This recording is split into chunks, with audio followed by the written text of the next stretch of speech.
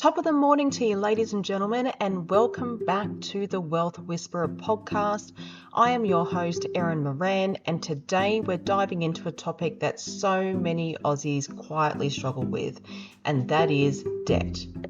But don't worry, we're not here to guilt trip or lecture anyone. I'm just simply talking about how to get out of it faster, smarter, and without feeling like you have to give up your entire life or even stop enjoying your beautiful morning coffee.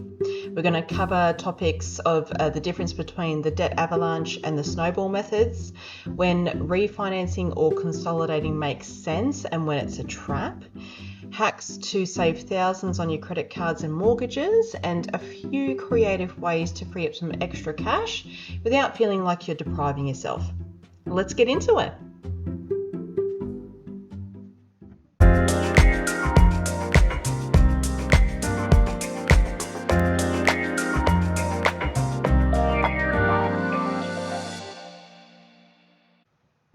As always, ladies and gentlemen, I will insert the general advice warning here. The information that I provide to you in the podcast is for information and educational purposes only. I haven't met your beautiful faces yet, so I cannot give you personal advice. So make sure when listening to this podcast that you decide whether or not the information is right for you. And when seeking personal advice, make sure you are speaking with a professional. Let's start with two of the most popular debt repayment strategies, the Avalanche and the Snowball. The Avalanche method means you list your debts from highest interest rate to lowest. You make minimum repayments on all of them, but throw extra repayments at the one with the highest interest rate. This saves you more money in the long run because we all know the powers of compounding interest when it's on debt works against you. So the higher the interest rate, tackle that one first, that debt first, and start reducing the amount of interest that's getting charged each month on that highest interest rate debt. And then once that debt is paid off, you then go to the next debt, which has the next highest interest rate, and put all the extra repayments that you were making on the first debt, as well as the minimum repayments you were making on that first debt, and it goes towards the next one. Then we have the snowball method, and this one's more about momentum. So you list your debts from smallest balance to the largest balance in this case, regardless of the interest rate. You knock out the smallest one first, and then you roll that repayment onto the next one, as well as any extra repayments that you've been making. You see wins really fast with this one, and it can help you to feel motivated to keep going. So it is a really great method. Which one works best for you will honestly depend on which one keeps you consistent. If you're someone who thrives on little wins, then go with the snowball. If you want to be ultra efficient with interest and what's working against you, then go with the avalanche method. I've used both with clients, and the best method is the one that you will stick to. So here's how they play out in real life. You have the avalanche method. We'll start with that one first. So that's your highest interest rate first. So say you have a debt of a credit card that has a $6,000 debt on it at 19.99% interest rate, a personal loan owing $10,000 at 11% interest rate, and then your HEX debt or your HELP debt, which has $20,000 against it at around that 3.9%, that indexing rate that they're now using. So if you're using the avalanche method to pay your debt level down, then your focus goes to the credit card first because it has the highest interest rate. Then it goes to the personal loan, and then the HEX debt is last. So this method is if you're really analytical and you love seeing the maths really work in your favour, you just look at who is charging you the highest amount of interest, and then you get rid of that debt first. If we were to go to something like a snowball method now, say you have a debt of a buy now, pay later that owes around $1,200 on it, a store card of $2,800, and then a credit card of around the $6,000. So you would knock out the $1,200 buy now, pay later debt first, then the $2,800 store card, and then the bigger one of the $6,000 credit card. So it's great for people who need those quick wins to be able to stay motivated, because all of those small victories will help to build momentum. But then you can be a little bit strategic with it as well, and you can look at doing a combination of both. So if we were to look at a car loan, you owe $12,000 at an interest rate of 7.5%. You have a credit card owing $3,000 at 20%, and then Afterpay, which owes $800. So you might clear the $800 Afterpay first for a really quick win. Plus the repayments are high because you've got a really short-term debt with that one. And then you can switch the Avalanche method to target the high interest rate credit card next at the 20%. And then because you're getting the best of both worlds then, and it works really well if you're someone who likes structure, but you need some flexibility as well. So don't think that you have to pick one or the other. You can be really strategic with it and just have a good play around with it. On the Stallion website, I have a budgeting tool that you can download for free that has a debt allocation tool to it, or debt repayment strategy tool attached to it, I should say. And once you in the left-hand column, you input your debts once, whatever debts that you have, you input that once, and it will carry over into the other segments and show you the difference in the new repayment terms on using the Avalanche method, the Snowball method, and if you were to do a debt consolidation, and how much time you would actually save by allocating extra payments to those debts and using the different methods. So that is available there for you to be able to use. Otherwise, you can do it yourself just by going through your different debts and seeing which way you want to pay them out. But it is really good to get clear on how you're going to be doing it, so that each time you sit down on your pay cycle, so if you do your budget every time you get paid, you're very clear on where your extra funds are going to be going to. It's important that you do that before payday so that it's much easier to stay disciplined with your debt repayment strategy. I just want to make sure I'm being clear that when you're looking at an accelerated debt repayment strategy, once you pay the first debt off, you redirect all of the repayments you were making on that first debt onto the second debt. That's how it gets accelerated. So you start with the minimum repayments plus any extra that you can generate, whether it's through any extra savings from budgeting or side hustles or selling things around the house, and you're putting it against that debt. It becomes your focus. Then once that debt is paid off, the minimum repayments that you were making on that debt, plus any extra repayments, now go on to the second debt. They now just get redirected. That's how it gets accelerated. So I hope I've been clear with that. But it's a great strategy. I've used it myself personally. You know, when you get too excited when you go overseas on holidays, and then you want to accelerate paying that credit card back down again. These strategies are a great way to catch yourself from getting into a bit of a debt heap, and it can help you definitely crawl back out of it as well.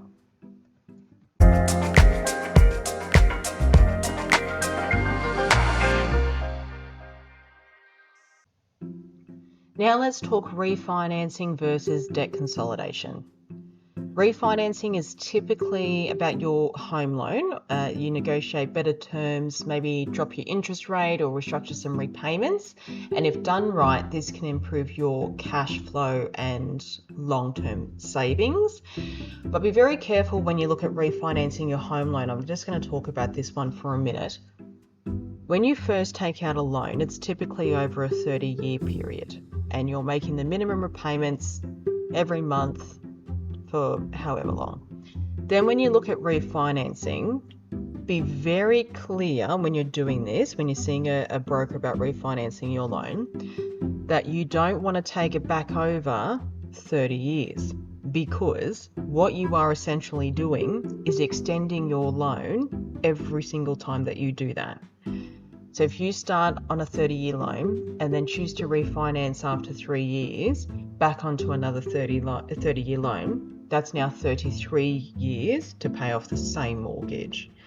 And then if you keep doing that every couple of years, eventually you're looking at a 40-year, 45-year term to pay off the same mortgage. So be very, very careful when refinancing, because the automatic loan term selected is 30 years. So be clear that you don't want to do that. Now, consolidation. So consolidation means rolling multiple debts together. So like your credit cards, personal loans, afterpays, all into one smaller loan. One bigger loan, I should say, sorry. So it sounds great in as much as it's one repayment. Potentially it could be lower interest rate, especially compared to credit cards. And you've got fewer due dates to have to think about. But this is when you need to check in with yourself. So if you're consolidating credit cards together into a personal loan to make it easier to pay down, are you ready to stop using those credit cards and change your habits? If you are, then consolidation might genuinely help you. And if you're feeling overwhelmed and you're hoping that this gives you some breathing space, that can be potentially dangerous territory, because I'm going to be very blunt here. When you're looking at things like consolidating debt and you're looking at consolidating that debt against your home, do you really want to have that credit card debt against your home? And go with me on this. What have you been spending on that credit card that you haven't yet closed, by the way? You haven't stopped spending on it, and now you're wanting to consolidate it into your mortgage. Did you use it for food shopping last week?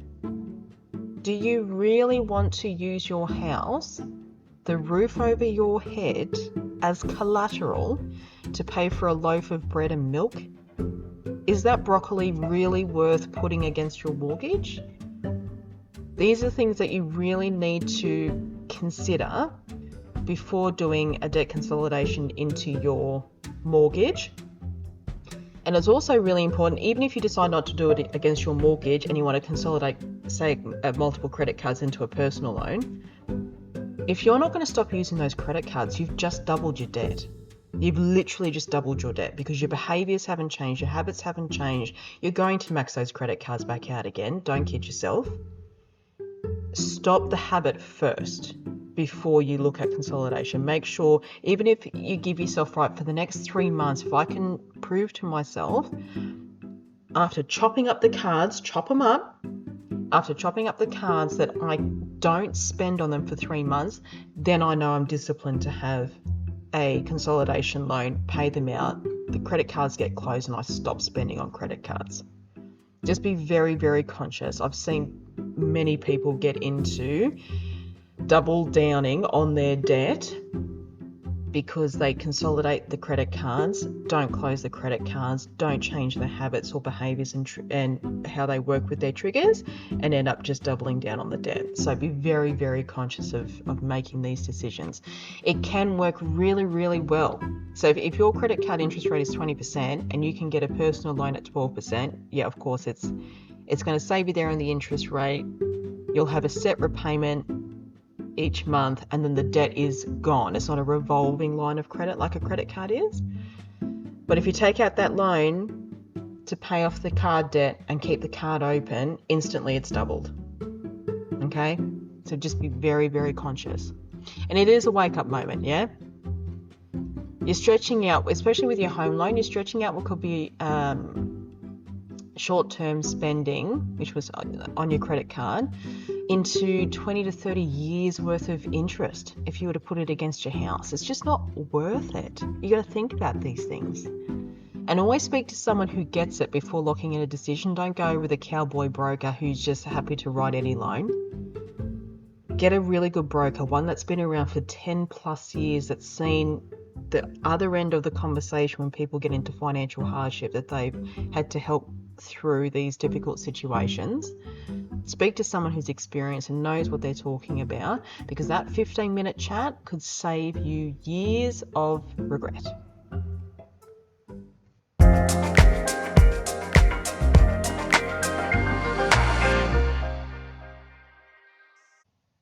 All right, so let's get into some hacks and some quick wins that don't require an entire life overhaul, which is what we all want, yeah?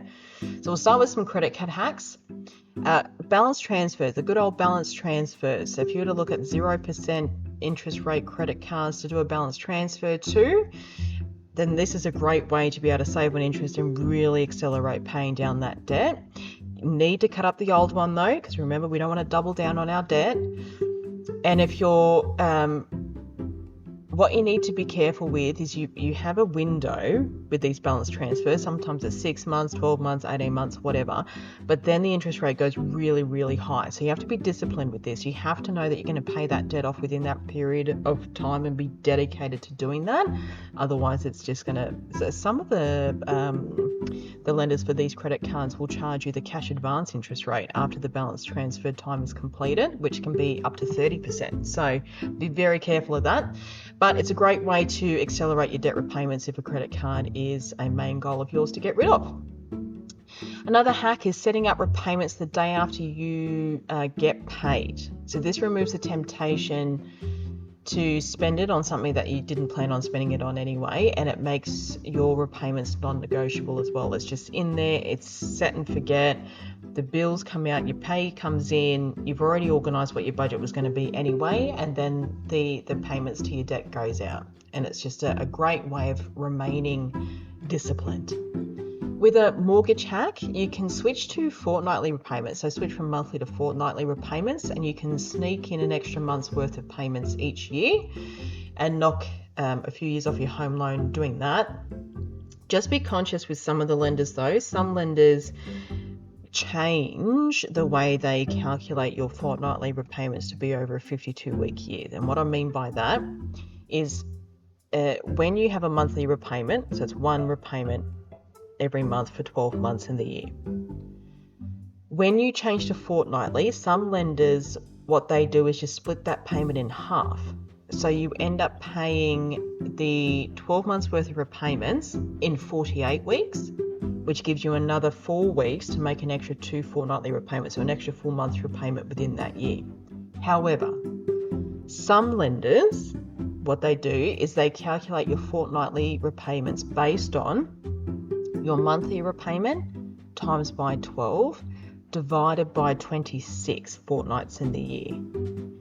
So if that's the case, then you haven't made any extra repayments throughout the year. You've increased the frequency of making repayments, so the interest adjustment is slight. You will still save some, but you're not getting that extra month's worth of repayment in the year. So just make sure when you switch to, if you're going to look at switching to something like fortnightly repayments, that you are paying the monthly, that you are halving the monthly payment, and then that way you're getting the extra repayment throughout the year. Another mortgage hack is to use your offset account properly. So, that's $5,000 sitting in your electronic savings account, the online savers account, that's earning maybe 2%. Like, it's crazy, some of these savings accounts, what you're getting on them. You could be offsetting that off your mortgage, right? So, you're not paying on tax on the interest that you've just earned from an electronic saver. Instead, you're offsetting debit interest that you want to be getting rid of that debt anyway. So just make sure you're utilising those offset accounts properly. And a lot of lenders now will allow you to have multiple offset accounts. So if you go, well, I like to split up my bank accounts to make it simpler for me to do my budgeting, fantastic. You can have multiple offset accounts and they don't charge fees on them most of the time. So you can have those multiple offset accounts. Another mortgage hack is the retention call. So you can call your bank and say that you're thinking of switching to another lender due to the interest rates that you're being charged, and most lenders have a retention team trained to offer you a better deal on the spot, and it's a better deal that your broker can get. It's better than what the bank manager can get. It's better than anybody can get. Like, their whole job, their one purpose in life is to get you a better interest rate to retain your business. And I've seen people save hundreds a month from just a 15-minute phone call. Okay, so don't be afraid to negotiate, especially if you've been a loyal customer as well. Don't forget to drop that into the conversation. But to make some extra cash, let's have a chat about how you can make some extra cash as well. Is there anything extra you can pay off for debt? Obviously is going to help accelerate that debt being gone. So some of the lessons I've learned on this 36 years on the planet is walk around your house and ask yourself, am I using this? Have I used this in the last 6 months? If the answer is no, then sell it. Facebook Marketplace, Gumtree, wherever. The old blender that you haven't used that you were going to get because it was some sort of, attached to some sort of fad diet, or spare furniture, the designer handbag you've used maybe once. Somebody else wants this stuff, okay? So put that cash straight into onto your debt, or straight into your emergency savings fund. And you can get a bit creative as well. So you can try some delivery work or side gigs on the weekends. You can use apps like Petrol Spy to make sure that you're not getting ripped off on the fuel. So you're buying things at their cheapest possible time, which is more money back in your pocket for you to reallocate back to your debt repayments. And review your subscriptions. I mean, we talk about this one quite a lot. Are you still watching those streaming services? Do you know what you can get for free? Have you gone on and had a look at those streaming apps for free, like the 9 free, 7 free app, whatever it is? I think you can live with that entertainment. I mean, it's just television. We have lived for thousands of years without television. You will survive. So go in and have a look and see do you really, really need them, or do you have other priorities that are far more important at the moment?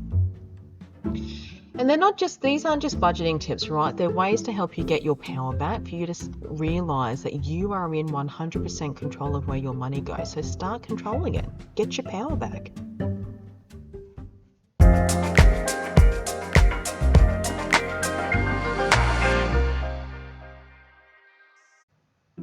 Debt doesn't have to be a life sentence. With a bit of strategy and some mindset shifts, you can pay it off faster and still live your life in the process. If today's episode has helped you, then share it with someone you love, and hopefully it helps them too. No one should be lying awake at night stressing over money, especially debt. When we talk about it more, then the less scary it becomes. The more we talk about it, the less scary it becomes, and we can put in an effective strategy to free you of that debt. And if you're ready to get personalised help with a debt plan, just feel free to reach out to me. My line is always open. You can email me at erin.moran@stallionfinancialgroup.com.au. Thank you again, ladies and gentlemen, for tuning in to The Wealth Whisperer, and I will catch you next week. Bye.